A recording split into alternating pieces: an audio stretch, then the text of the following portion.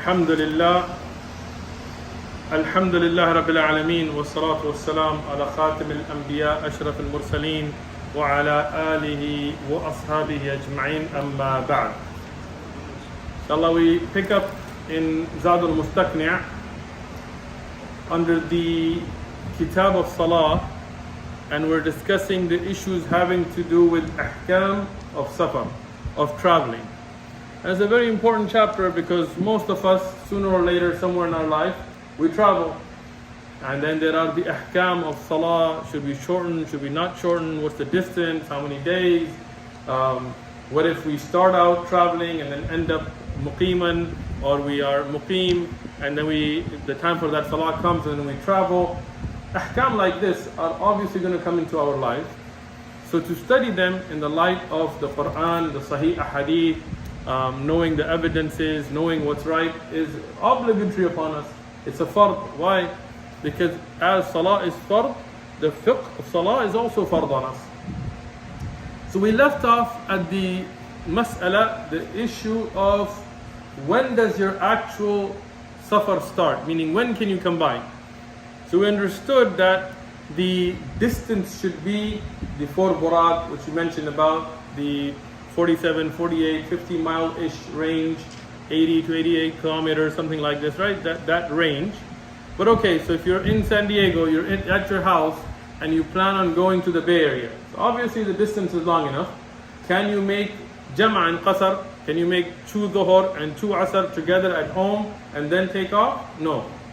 When does it begin? As the matan mentions, يعني خيام قومه, when you go past the tents of your people. What does that mean? It's the buildings of your city. In our time, our cities don't have tents, we have buildings. But the hukam is the same. In Sharia, it's still the day of judgment. So what does it mean? When you leave the built areas of, for example, us in San Diego. Now, keeping in mind that many places now, the buildings don't stop.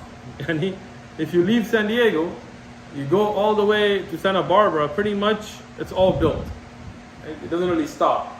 Maybe Camp Pendleton's a little bit of green area, but other than that, right? So how does the hukam apply to us?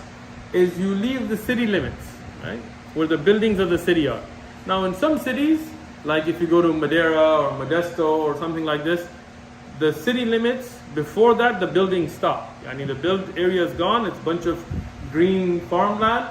So once the built areas of that city are finished, you can now combine. But for us in San Diego, where the buildings continue into the next city, we look at city limits. So for example, if you go a little bit east of here, it's the city of La Mesa. It's not city of San Diego, it's a separate city. There's the city of El Cajon, separate city. If you go, Ribat's actually the boundary, The back is in La Mesa, the front is in San Diego. So you have the city of San Diego. Now if you're in the city of San Diego, then if your destination is a Shari'i distance, as soon as you leave the city limits of San Diego, and you'll see a sign leaving the city of San Diego, then you can now combine. So in Encinitas, as we mentioned the example last time, and so on. Now, if you made the Takbiratul Ihram, here Ahrama Hadran Thumma Safir.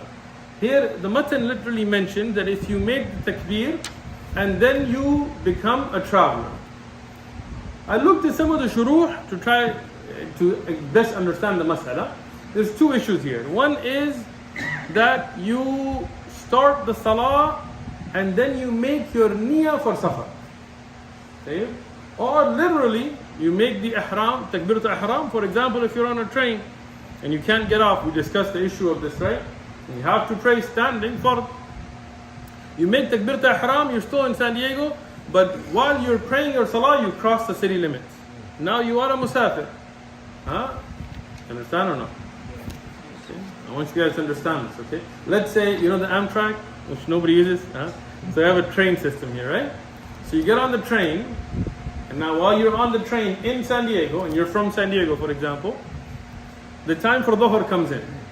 You couldn't pray it before the train. It came in while it came in. So you like to pray your salah early. You may fall asleep later or lose your wudu or something. So you stand up in the train, you start your salah, ahrama, you make your takbiratul ihram, and you're still muqim because you're still in San Diego. But during the salah, now you became a traveler.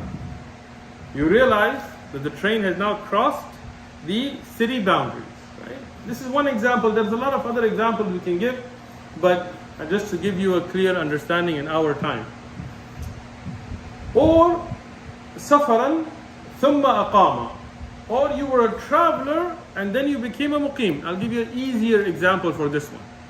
Okay? Let's say you were a traveler. You were out in the Bay Area. You were in Los Angeles, the time for Dhuhr came in. But you didn't pray Dhuhr. Now you're in San Diego, it's still time for Dhuhr. Okay? If you were to pray it in Los Angeles, how many rak'at would you pray? Two. Yeah, if you wanted to combine Asr or not, it's up to you. But two, right? Now that you are back in San Diego, so in all these examples we're going to give right now, you pray four. Meaning if you began your salah as a muqim and then crossed the boundaries, you will finish as a muqim. So you were on the Amtrak, you began your salah, because you can't just jump off a train, and you were afraid by the time you get to your destination in, I don't know, maybe you're going to Vegas or something, Grand Canyon, I don't know, right? You were going to miss the salah, so you had to pray. When you crossed the boundaries of San Diego and became a musafir, it does not mean that now you make two. You'll still make four because that's how you began your salah. And that hukam is rajih, and it is the more applicable as you began with your niyyah. But if you look at the aks, the opposite of that, you were in Los Angeles, you could have made two, you were a musafir, but now you are in San Diego and you have not prayed. Can you say, I'm going to make two because I was a musafir? No. Now that you're in San Diego, you will make four. Even if you were a musafir during the salah of that time. This mention is not here, but I will mention another example as well. Right? Let's say you plan to make Maghrib and Isha, for example. You were going to make 3 and 2. But you thought, I'll do it when I get close to San Diego. Right? So you were still a traveler. You said, when I'm very close to my city, I'm going to get out, still a traveler, and pray it together. You didn't pray Maghrib, and the Isha time has come in. Right? Now you get to San Diego, now on accident, you shouldn't plan for that. On accident, you get to San Diego, you still haven't prayed. How will you pray it now? You will pray 3 and 4. You will not pray 2 now. Right? And this is not the right way to do it. If you're going to be a traveler and you're going to ta'khir of salah, then you have to pray it before you enter the city. Right? Because once you're in San Diego, now it's qada. Now you prayed it late. You still pray it, but you prayed it late. أو ذكر صلاة الحدر في سفر. The next mas'ala. Now again, all of these you're going to make 4, or the complete. Maghrib is 3, Fajr is 2, but Dhuhr, Asr and Isha we're discussing. If you remember, you missed a salah while you were muqim, hadar, and you remembered it as a musafir. How do you pray? 2 or 4? 4. Because what did you miss? Salah of muqim, not of a salah of musafir. So you cannot then make 2 because you're a traveler, because at that time you were muqim. Or aksaha, or the opposite. If you were a musafir and you missed the salah, and now you're a muqim, do you say, well, at that time I was a musafir? No, because the rukhsa is gone. You will make it 4. Okay? Now somebody may say, well, how come? Because as a muqim, when you remember as a musafir, you made full. And as a musafir, if you remember as a muqim, why do you also make it full? Why don't you say, at that time I was a musafir? Why? Because this is not the natural state. The asl is 4.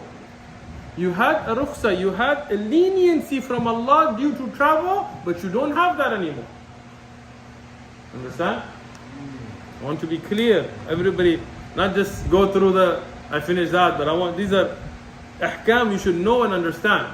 Okay? Because this will run into you. Wallahi, sometimes I remember when I first studied Zad, so many masail came, I said, man, how am I ever going to use this? Like, I'll never run into this. And wallahi, in my life I ran into this. Masail of tayammum, masail like this. Yani, you think it won't, but it does. So, if you start the salah as a muqim and then become a musafir, you complete 4. If you were a musafir and during that time you became a muqim, then you will complete 4. If you remember a salah that you had missed while you were a muqim, but at that time you were a musafir, you will still make 4 because that's what was owed. If you're a muqim and remember that you missed a salah as a musafir, you will make 4 because that rukhsah is no longer there. Or if you are led by al-muqim, yani somebody who is a resident, who is in his town, not a traveler, leads you in salah and you're a musafir. Can you, like if it's dhuhr, can you make 2 and make salam and let them finish? No. The imam is to be followed. But if you have the aks of that, if you have the opposite, if you're a traveler leading people who are muqim, can you make 4? Some khilaf ulama here. What is correct is you should make 2. You should make 2 and the muqim praying behind you will complete their 2. Some of the ulama gave a rukhsah that you could make 4.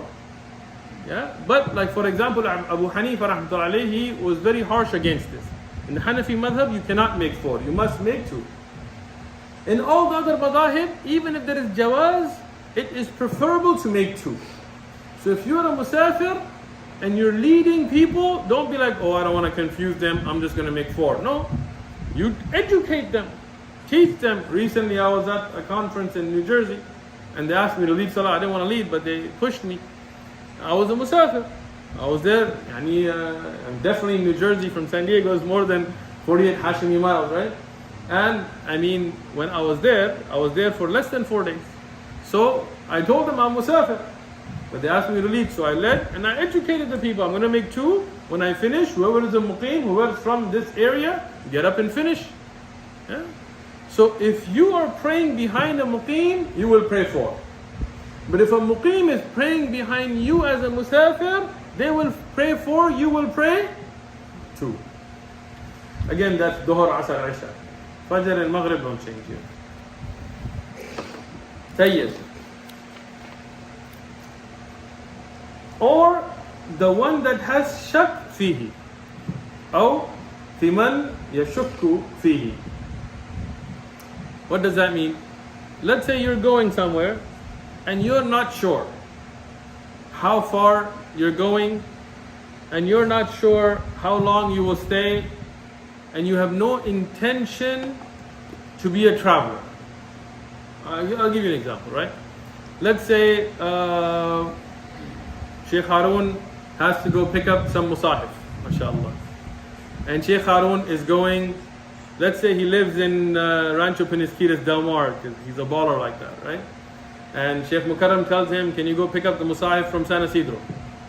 Now on his way, he thinks, I'm just going to go and pick them up, but I don't know if that distance is enough.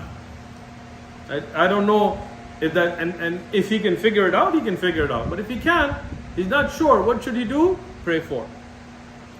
Because if it was 2, but you didn't know, khalas, 4 will be more.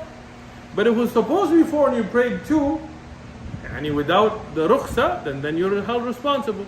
So here, you err on the side of caution if you don't know. If you know, then khalas, you go with the hukam that is there.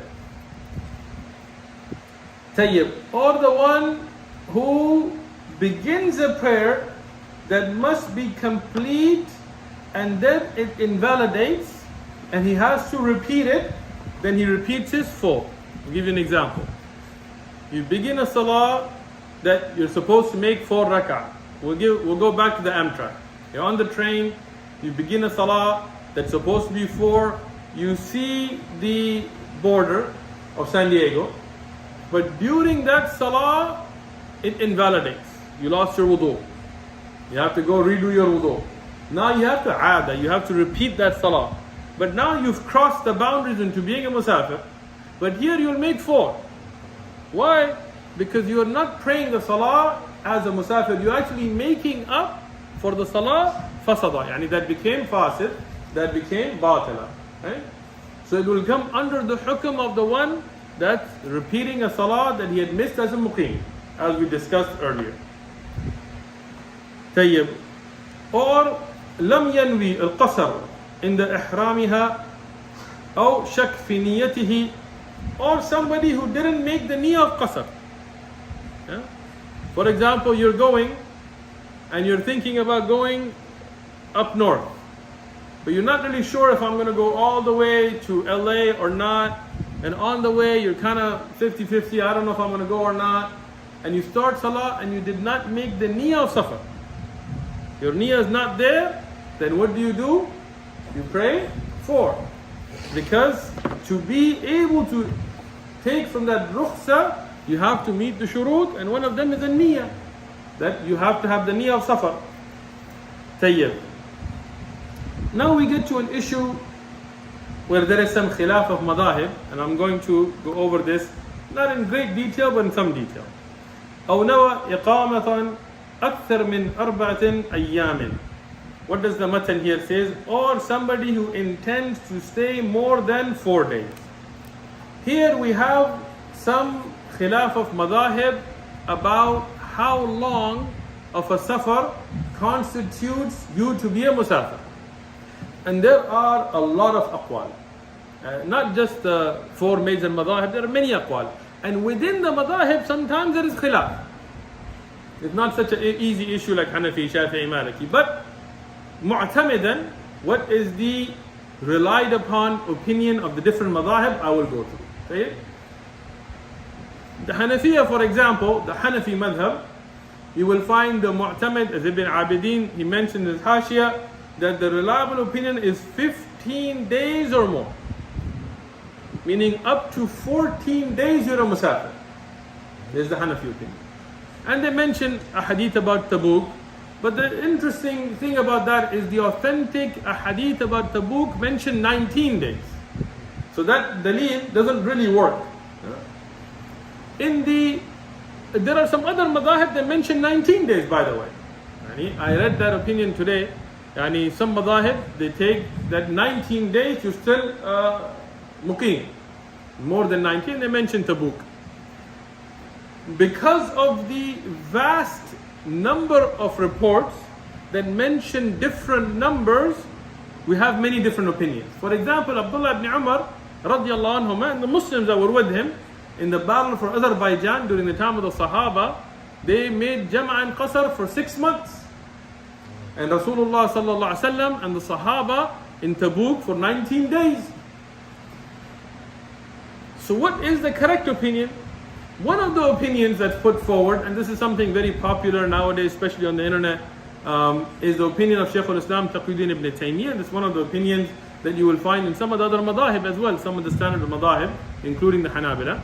And this is the preference of Shaykh ibn Uthaymeen and many other ulama, is that there is no specific number as long as urfan, adatan, you are a musafir. Meaning, if you can be called a traveler, then you're a traveler.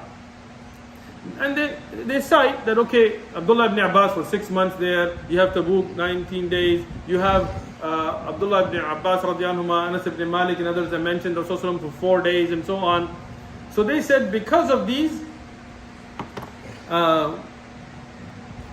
we take it to be that there is no particular number, as long as what can be considered in the local traditions to be a traveler. But to be very honest, that's a very problematic opinion. And not to criticize the opinion of the great A'imma and Ulama that took it, but the problem that we really see is implementation. Yeah? I met a brother here in San Diego.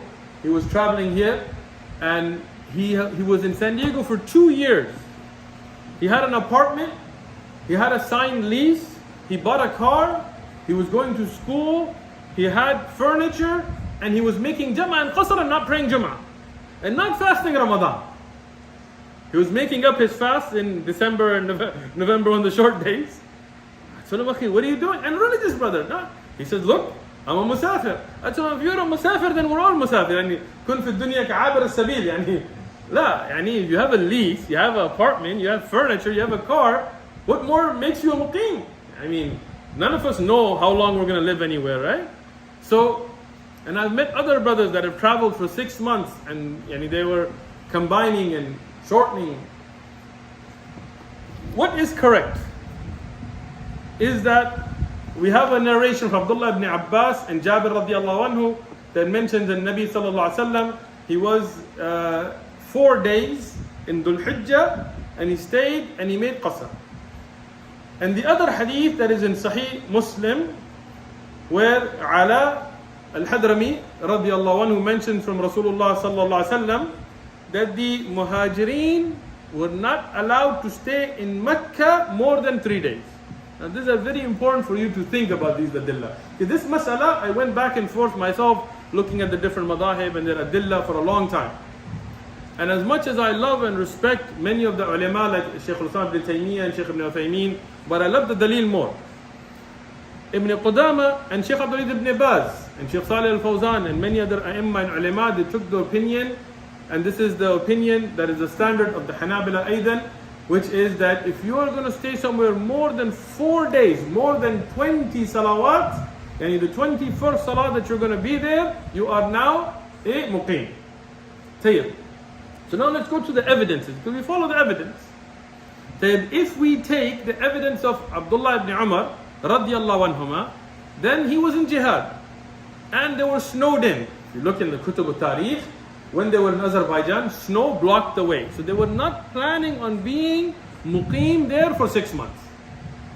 So you cannot take that as an evidence, because as we'll study later, that if you're stuck somewhere, you're not planning on being there, then you are musafir as long as you're stuck.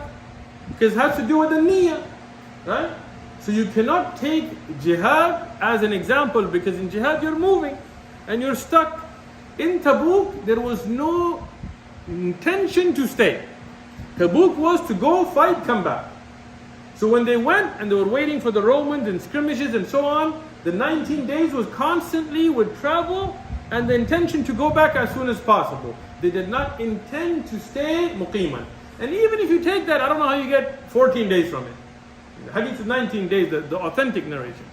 So khair, the point being, those adillah are for special circumstances, where you are either a traveler without a niyyah to be muqim, as in Abdullah ibn Umar radiallahu anhu's hadith, or you are in jihad, or you are stuck, you're snowed in, or you're captured, or so on. Those cannot be used as a dillah in this case. Those will be for a mas'ala that comes later, when you are stuck somewhere. When we look at the hadith of Abdullah ibn Abbas regarding 4 days, it tells us that up to 4 days there is jawaz to make qasr and jama'. But the hadith of Ala al-Hadrami in Sahih Muslim is a very strong dalil. Obviously it's Sahih, it's in the Sahih of Imam Muslim. What was the hukam on the Muhajirin qabla al-Fath? Before the victory of Mecca, you could not be muqim in Mecca. You could visit Mecca, you could trade in Mecca, but you could not be muqim. And if Rasulullah sallallahu alaihi wasallam told them, don't go more than 3 days, which tells you that if it had gone over 4 days, because the hadith of Abdullah ibn Abbas, then you would have become muqim. Up to 3 and change, yani 3 and a few salawat, you were fine. But in addition to the 4th day, you would have become muqim. So that tells you the hukm of muqim comes with no more than 4 days. So this would give you the hukm from Sahih Muslim, that if it's more than 20 salawat, the 21st salah, now you are going to be muqim. So if you're traveling somewhere, let's say you're going from here to Paris, Sheikh Harun is traveling around the world, mashallah, and his plane stops in New York, he's got to see his fans. So he's got 2 days in New York. Those 2 days, is he a muqim or musafir? Musafir. But when he gets to Paris, he's going to stay in Paris 2 weeks, and then he's going to go to Frankfurt, Germany, right? He knows a lot of people. So now in France, when he gets to Paris, what is the hukam on him? Muqim, 2 weeks. Now he's going to be there. On the way, he is a musafir. Right when he lands in muqim for 2 weeks, he's going to be in Paris. He is now muqiman. When he goes to Frankfurt, depending how long you want to stay in Germany, the hukam will come or go. Huh?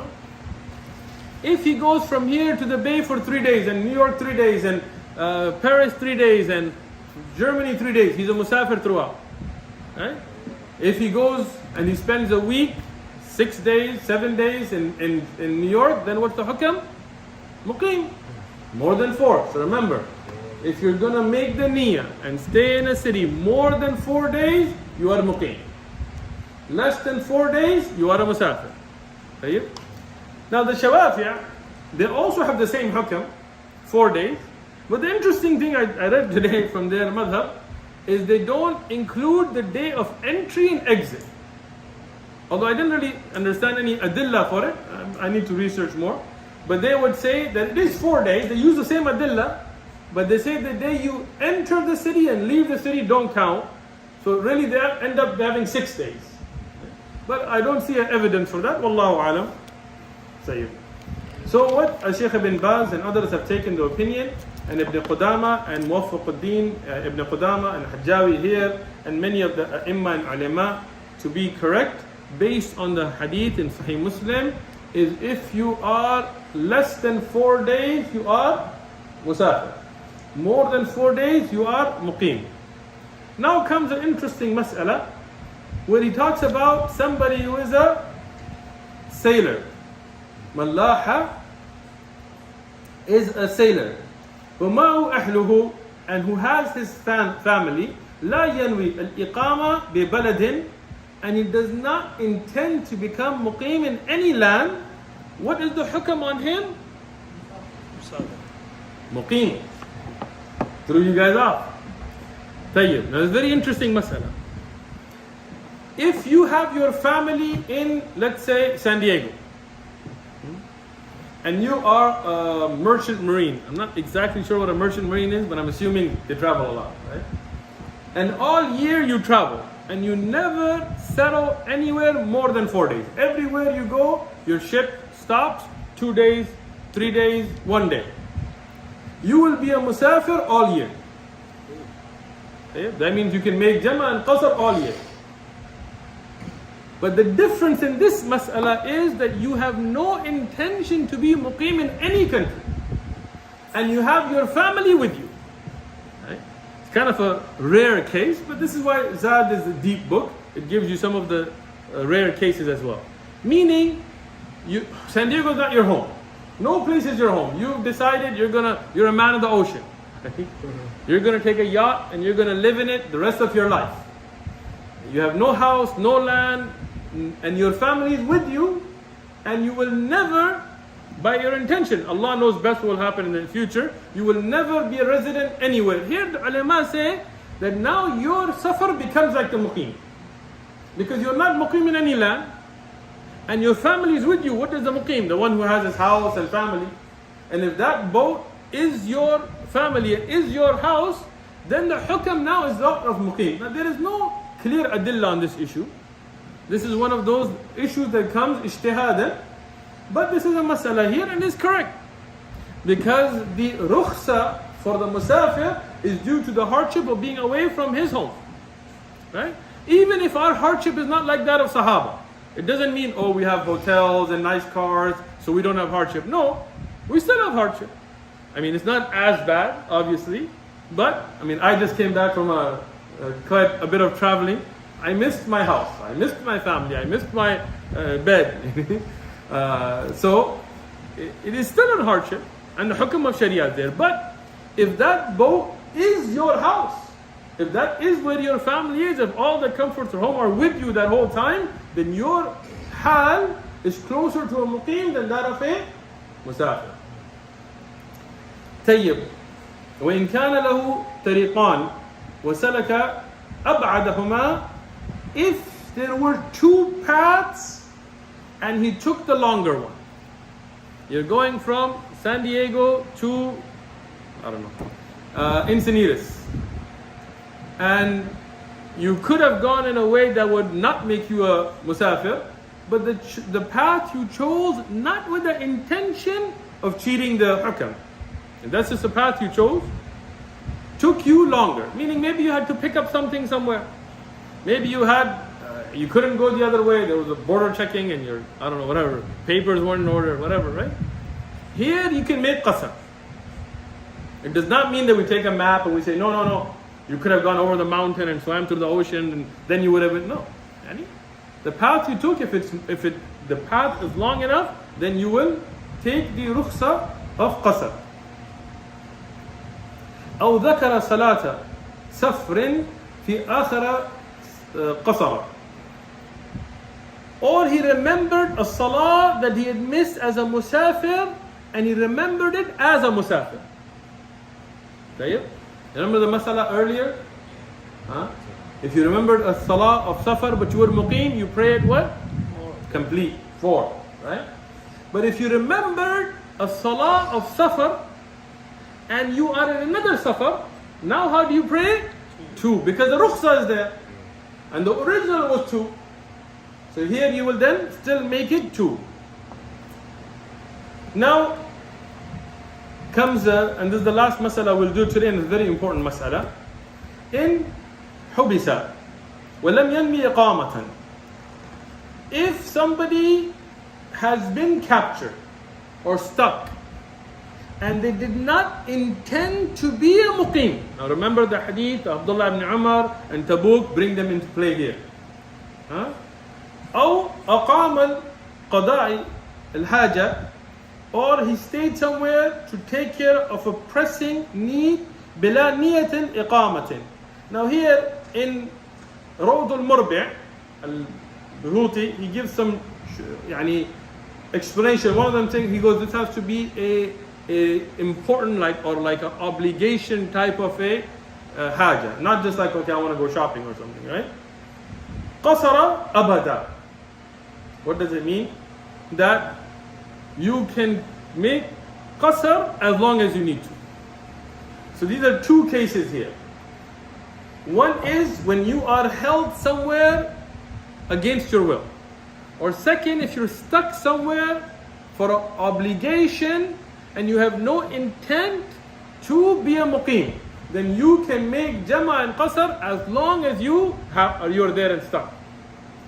I'll give you examples. Let's say Sheikh Asadullah is traveling, and I can't just pick on Sheikh Harun all the time, I gotta switch it up. And he goes from here, he's going to Mecca, mashallah, he lives there more than he lives in San Diego. Allahumma barik lak. He's changing flights in Paris, and the French say, man, you're such a handsome man and you're such a specimen, we can't let you go, you gotta keep you. Right? You're like, no, I'm trying to go for Hajj and Umrah, I don't want to be in France. You guys have dhulm on the Muslims, you smell bad. No offense to any French students, talking about the kuffar, not you guys. Now they say, no, we're not letting you go, you're too handsome. So now he has no intention to stay in France. He was just changing flights. If they keep him for 10 years, what will he do? Jama and qasr. He can pray 2 for 10 years. As long as he doesn't have an intention to stay. If they tell you you're going to stay here so many months and you make an intention you're staying, that's different. But if you're trying to get out and you're being held by force, this is one thing. I'll give you another example. May Allah protect us all. Let's say, who are we going to pick on now? Abdurrahim. Abdurrahim is traveling and he's changing flights in Frankfurt. I was going to say Moscow, that might be. Tell you, Frankfurt. He's changing flights in Frankfurt, in Germany. And Russia invades Germany. Right?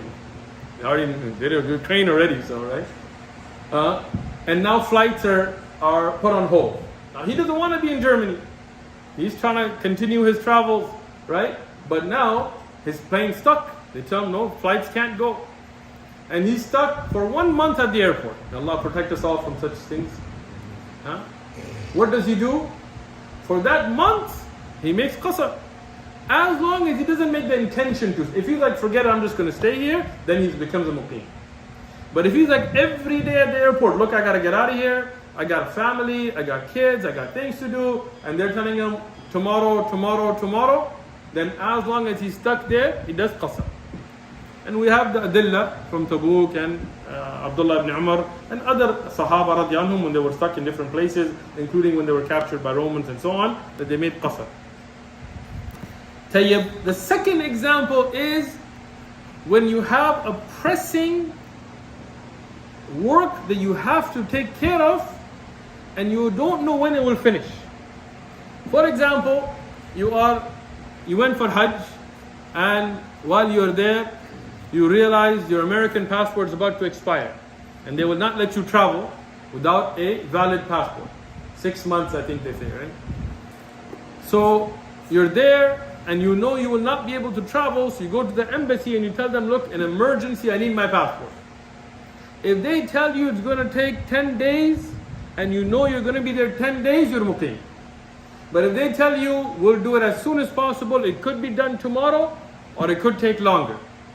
And every day, they're pushing you back, saying maybe 2 days, 1 day, 3 days, 2 days, 1 day, like this.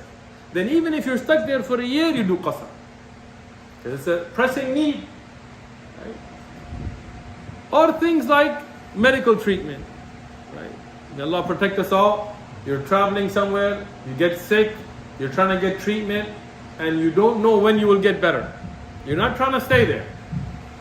Right? You're not trying to stay even for a day. You're trying to leave. But they're giving you treatment and they don't give you a date when you're going to leave. Then as long as that sickness is there and that treatment is going on, you can make qasr.